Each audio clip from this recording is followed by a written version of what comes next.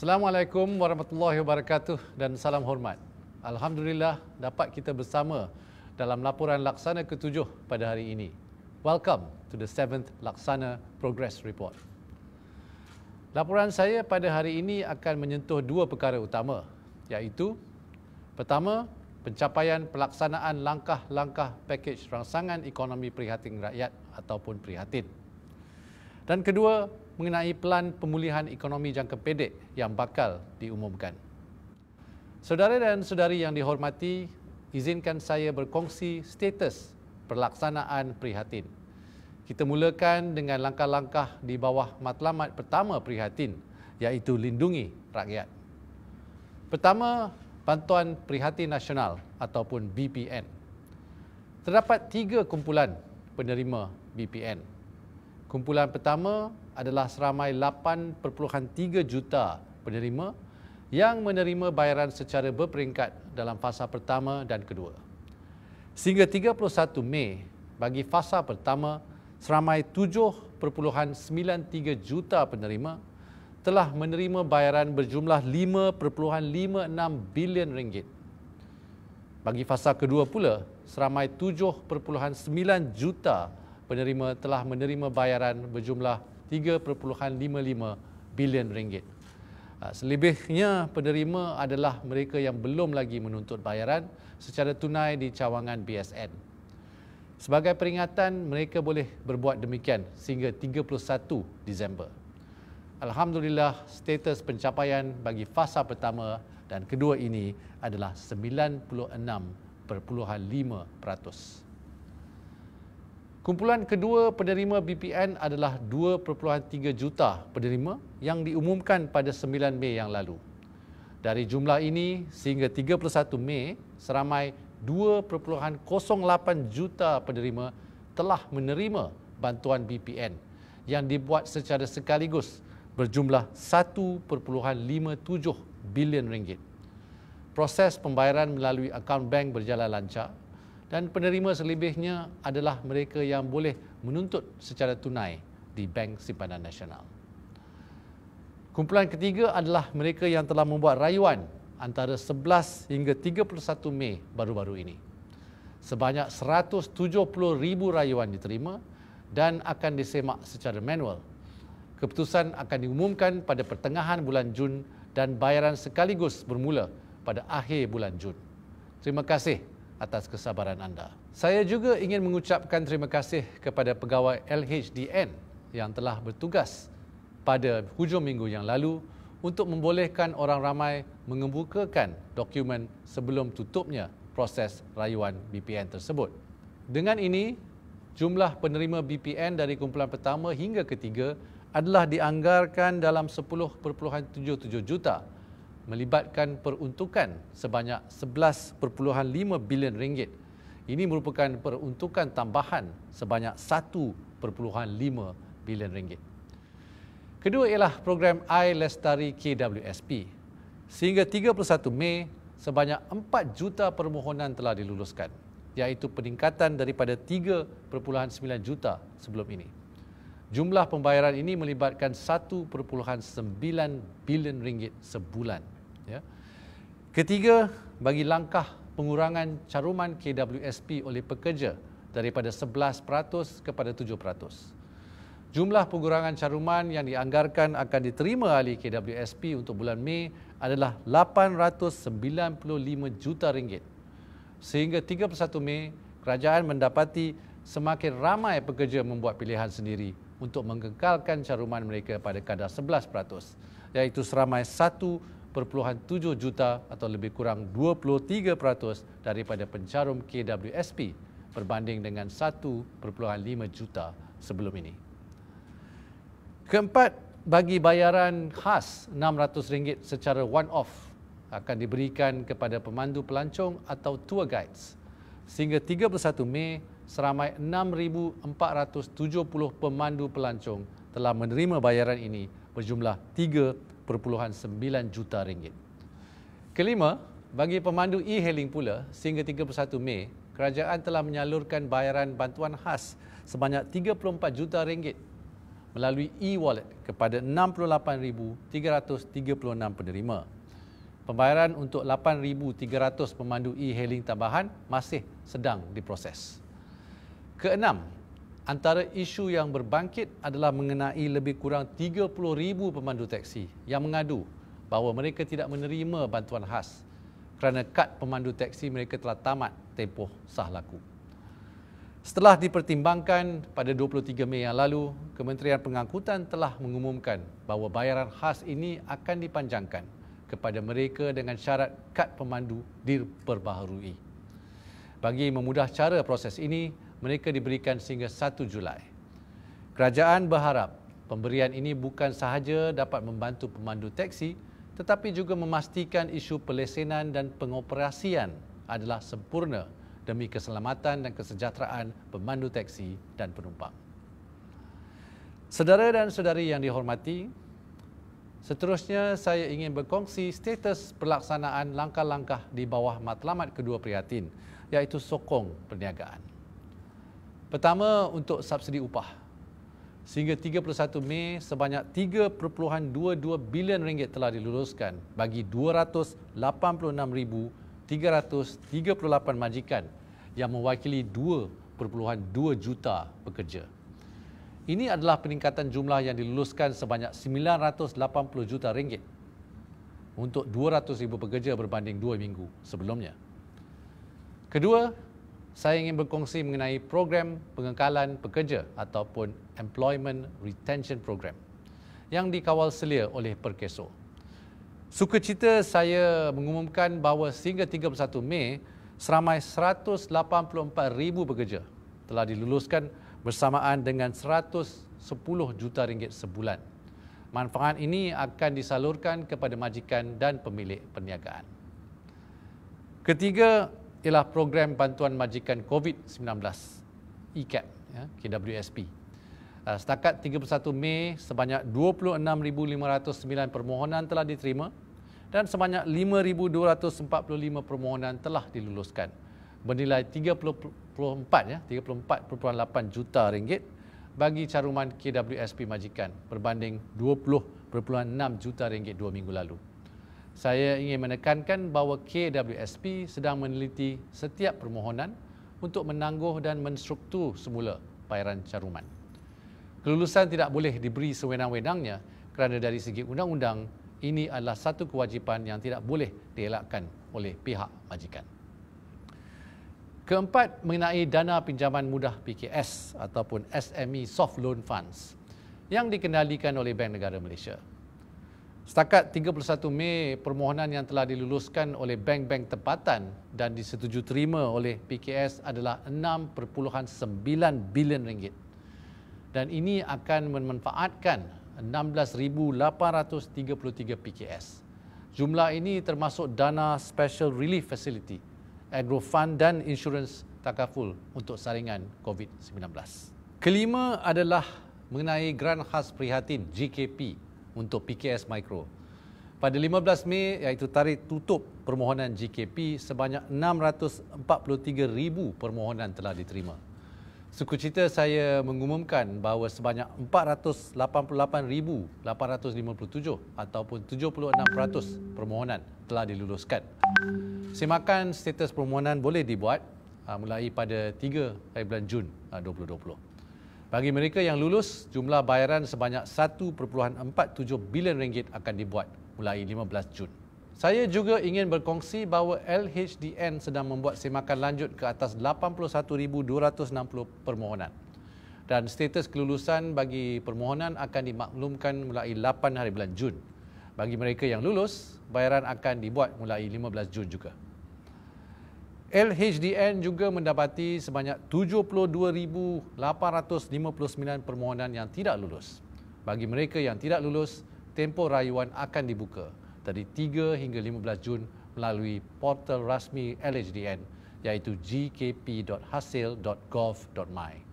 Bagi perayu yang lulus, bayaran akan dibuat mulai 29 Jun. Keenam, mengenai skim kredit mikro dengan kadar faedah atau keuntungan 0%, di mana jumlah keseluruhannya adalah bernilai 700 juta ringgit. Pada minggu ini, di bawah skim kredit mikro BSN, 4,587 permohonan telah diluluskan bernilai 175 juta ringgit.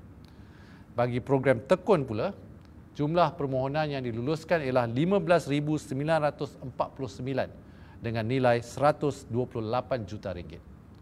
Saya berharap skim pinjaman ini dapat dimanfaatkan oleh PKS Mikro dengan sebaik mungkin. Saudara dan saudari yang dihormati, beberapa hari yang lalu terdapat laporan berita bertajuk Malaysia bersedia bagi pemulihan ekonomi menjelang 2021. Laporan ini telah tersebar luas dan diterbitkan semula dalam media pelbagai bahasa. Dalam media bahasa Inggeris, tajuknya ialah Malaysia set for recovery in 2021 with most employees back at work. Dalam laporan tersebut, saya telah berkongsi bahawa pembukaan ekonomi negara menyaksikan hampir 70% tenaga kerja telah mula bekerja melibatkan beberapa sektor ekonomi.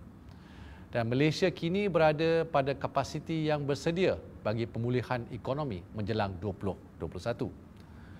Susulan daripada itu, terdapat beberapa pihak yang menyuarakan bahawa mereka tidak setuju dengan kenyataan tersebut. Izinkan saya berkongsi sedikit penjelasan. Kenyataan hampir 70% tenaga kerja telah mula bekerja merujuk kepada data daripada laporan Jabatan Perangkaan Malaysia ataupun Department of Statistics Malaysia. Sehingga 17 Mei, Jabatan Perangkaan mendapati bahawa lebih kurang 10.25 juta ataupun 67.2% pekerja ataupun hampir 70% pekerja telah mula bekerja semula. Ini adalah peningkatan daripada 6.64 juta ataupun 43.6% pada 10 Mei seperti yang telah diumumkan oleh Yang Amat Berhormat Perdana Menteri sebelum ini. Angka ini mengambil kira mereka yang bekerja dari rumah dan merangkumi pelbagai sektor ekonomi seperti perkhidmatan, pertanian, pembuatan dan perlumbungan dan pengkuarian. Peningkatan angka pekerja yang bekerja semula menunjukkan bahawa pembukaan ekonomi pada 4 hari bulan Mei oleh kerajaan, alhamdulillah, setakat ini berjalan lancar untuk membolehkan pekerja mencari rezeki harian. Kedua, ini membawa kita ke isu pengekalan pekerjaan. Kerajaan mengambil maklum laporan terkini Jabatan Perangkaan bertarikh 29 Mei yang merekodkan kadar pengangguran negara pada suku pertama 2020 di tahap 3.9%. Memandangkan betapa seriusnya cabaran COVID-19 kepada ekonomi kebanyakan negara, ini merupakan peningkatan yang masih di dalam kawalan berbanding 3.3% pada suku sebelumnya. Sebagai contoh, program subsidi upah dan program pengekalan pekerjaan di bawah pakej prihatin menjamin kelangsungan pekerjaan bagi hampir 2.4 juta pekerja di seluruh negara. By supporting 2.4 million workers' wages in Malaysia, the government is ensuring that livelihoods are protected and businesses are able to retain their workers.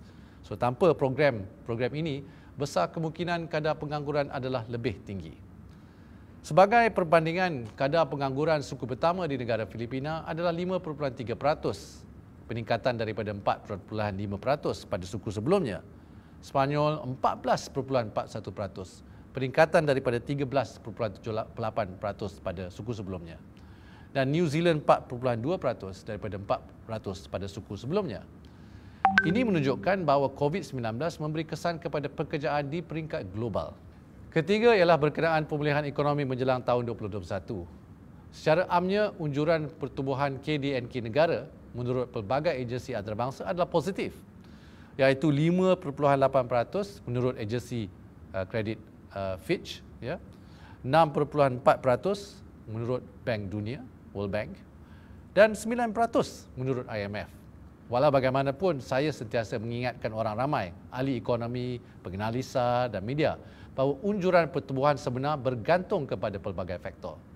Faktor utama ialah kebolehan kita membendung penularan wabak COVID-19 dan menjamin kesihatan rakyat. Selain itu, pematuhan rakyat dan perniagaan kepada SOP termasuk mengamalkan amalan kebersihan yang tinggi seperti sentiasa mencuci tangan dan memakai topeng muka sangatlah penting. Kedua, Pakej prihatin yang berjumlah 260 bilion ringgit dijangka akan menyumbang kepada pertumbuhan KDNK negara sebanyak 2.8%. Tanpa pakej prihatin, unjuran pertumbuhan KDNK negara adalah lebih rendah daripada yang telah diumumkan oleh Bank Negara. Berdasarkan 3 penjelasan tadi, saya ingin tegaskan di sini adalah bahawa kerajaan peka terhadap cabaran-cabaran yang dihadapi pekerja dan rakyat. Kerajaan tidak mengambil mudah kesan COVID-19 ke atas nyawa dan kehidupan dan sentiasa memikirkan langkah-langkah yang boleh diambil bagi menangani cabaran-cabaran yang dihadapi. Pakej prihatin adalah antara manifestasi usaha yang diambil kerajaan demi rakyat dan negara. I must emphasize that the government does not take for granted the lives and livelihood of the rakyat or the state of the economy. Saya pernah menyebut sebelum ini bahawa tempoh pakej prihatin adalah untuk memberi bantuan antara 3 hingga 6 bulan. Kini kita telah memasuki bulan ketiga sejak ia diumumkan. InsyaAllah, pakej prihatin akan terus memberi kesan yang positif kepada rakyat, perniagaan dan ekonomi. Saudara dan saudari yang dihormati, perkara terakhir yang ingin saya kongsi adalah mengenai pelan pemulihan ekonomi jangka pendek yang bakal dilancarkan bulan Jun ini oleh Yang Amat Berhormat Perdana Menteri. Mengimbas kembali pelan pemulihan ekonomi jangka pendek merupakan fasa keempat daripada 6 fasa atau 6R. Dalam usaha kerajaan menangani cabaran kesihatan dan ekonomi disebabkan COVID-19, 6R tersebut adalah resolve ataupun ketegasan dalam mengawal COVID-19 dengan melaksanakan PKP, resilience ataupun ketahanan melalui pakej rangsangan ekonomi prihatin untuk meningkatkan kemampuan rakyat dan ekonomi. Restart, menjana semula ekonomi secara teratur dan terkawal. Melaksanakan strategi pemulihan ataupun recovery ekonomi dan kelimanya, revitalize, memperkasa ekonomi secara menyeluruh dan reform, menyusun semula struktur ekonomi untuk kita melangkah ke era new normal. Sejak awal bulan Mei, saya dan rakan kerja Kementerian Kewangan telah mengadakan sesi libat urus bersama lebih 100 pihak berkepentingan. Ini termasuklah sektor pelancongan, usahawan sosial, industri kreatif, persatuan peniaga, teknologi dan e-dagang, pendidikan, perumahan, pembuatan, sumber manusia, perubatan swasta, perkhidmatan profesional, NGO serta pertanian dan perladangan. Kementerian juga telah menerima dan menganalisa pelbagai cadangan mengenai langkah-langkah yang boleh diperkenalkan. Saya berterima kasih kepada semua pihak dan rakan-rakan kabinet yang terlibat. Maklum balas yang diterima menunjukkan bahawa situasi yang dihadapi orang ramai dan perniagaan amatlah mencabar. Antara cabaran-cabaran tersebut termasuk bagi golongan pekerja, menurut kajian oleh Nielsen, lebih 40% pekerja yang disoal selidik melaporkan pengurangan pendapatan dalam tempoh PKP. Bagi perniagaan, menurut Jabatan Perangkaan, cabaran utama yang dihadapi adalah membayar gaji, kekurangan pelanggan, membayar sewa premis dan juga masalah aliran tunai. Dalam sektor teknologi, pelantar pekerjaan mendapati bilangan pemohon pekerja semakin meningkat, tetapi iklan pekerjaan semakin berkurangan. Setiap 4 daripada 10 pekerjaan bergantung kepada industri pelancongan yang merupakan antara paling terkesan COVID-19. Industri pendidikan tinggi yang bernilai 35 bilion ringgit kepada ekonomi negara bakal menghadapi cabaran ekoran kekangan menarik pelajar antarabangsa. Dan peniaga kecil seperti penjual kuih, peniaga pasar malam, abang gerai burger dan sebagainya tiada punca pendapatan yang tetap. Selain itu, daripada 67% pekerja yang telah kembali bekerja, masih ada lebih kurang 5 juta pekerja pelbagai sektor yang belum memulakan pekerjaan. Ini disebabkan antara lain kerana di dalam senarai aktiviti dilarang ataupun SOP yang ketat untuk memastikan faktor keselamatan dan kesihatan terjamin. Menurut kajian Ipsos pula, dapatan menunjukkan bahawa 62% rakyat Malaysia sangat bimbang akan ancaman COVID-19 kepada diri mereka. Tahap kebimbangan ini adalah yang tertinggi di kalangan warga negara-negara lain. Ini menunjukkan bahawa rakyat Malaysia akan lebih berhati-hati dalam melaksanakan aktiviti harian. Tapi ia secara tidak langsung akan memberi kesan kepada sektor-sektor ekonomi seperti pelancongan dan perkhidmatan dan tempoh masa yang diperlukan untuk pulih kembali. Kerajaan juga peka kepada cabaran buat golongan mudah terjejas, ya, the vulnerable population, seperti kanak-kanak, orang kelainan kupaya, warga emas dan juga golongan B40. Saya tidak berniat untuk memberi gambaran yang malap mengenai ekonomi negara. Namun ini adalah realiti cabaran yang bakal dihadapi dan perlu ditangani oleh kerajaan, dan kerjasama rakyat, sektor swasta dan NGO menjadi amat penting dalam usaha ini. Sehubungan itu, mengambil kira ke semua perkara yang telah saya sebutkan tadi, ya, pelan pemulihan ekonomi jangka pendek akan tetap tertumpu kepada 3 matlamat utama, iaitu memperkasakan rakyat, empower people, melonjakkan perniagaan, propel businesses dan juga merangsangkan ekonomi, stimulate the economy. Dalam rangka pelan ini bagi tempoh Jun hingga Disember 2020, pendekatan kerajaan akan berdasarkan kepada 4 ciri. Pertama, ianya mestilah tangkas dan dinamik. Ini bermakna pelan tersebut mesti mampu diperbaiki dan diperhalusi secara berterusan mengikut keperluan semasa dan situasi tidak menentu ataupun unprecedented sepanjang tahun 2020. Kedua, kerjasama sektor awam swasta diutamakan. Pelan ini akan merangkumi pelbagai langkah dengan kerjasama seramai mungkin pemain dari sektor swasta. Dan bukan sahaja dari syarikat berkaitan kerajaan, GLCs dan GLICs. Ketiga, komunikasi menyeluruh dan capaian meluas. Rakyat dan sektor perniagaan di Malaysia haruslah meyakini pelan ini agar semua dapat memainkan peranan masing-masing bagi menjana semula ekonomi Malaysia. Kerajaan akan memastikan usaha komunikasi dilakukan secara berterusan.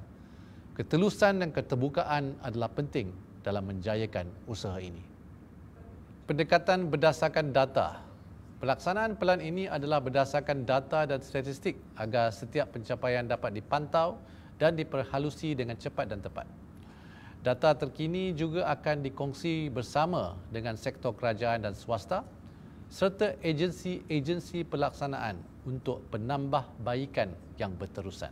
Sesungguhnya pelan pemulihan ekonomi jangka pendek ini merupakan peluang kita untuk mengambil peluang-peluang baru yang berbangkit daripada krisis COVID-19 ini demi pembangunan masa depan negara. InsyaAllah, inisiatif-inisiatif yang bakal diumumkan oleh Yang Amat Berhormat Perdana Menteri akan membolehkan kita mencapai matlamat yang ditetapkan. Saudara dan saudari sekalian, sebelum mengakhiri ucapan minggu ini, terimalah serangkap pantun dari saya. Kucing Dina melompat-lompat, kakinya luka terpijak duri. Muafakat kita membawa berkat, teguh berdiri, bangunkan ekonomi. Sekian saja laporan laksana buat kali ini. Sehingga kita berjumpa lagi. Wabillahi taufiq wal hidayah. Assalamualaikum warahmatullahi wabarakatuh. Stay safe dan salam hormat. Kuatkan semangat, teruskan muafakat. InsyaAllah kita pasti menang.